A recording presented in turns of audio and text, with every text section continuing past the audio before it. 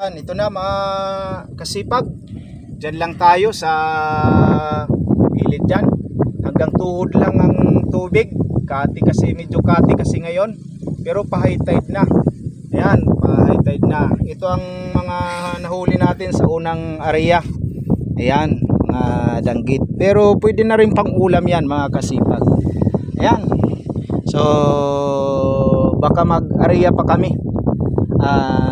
Sige mga kasipag, mag-area pa.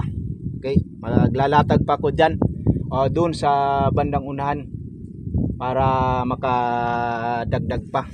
Sige mga kasipag, maraming salamat sa inyong patuloy na pagtangkilik sa aking mga videos sa aking channel on YouTube, ang Marabot Rocks TV. Salamat po.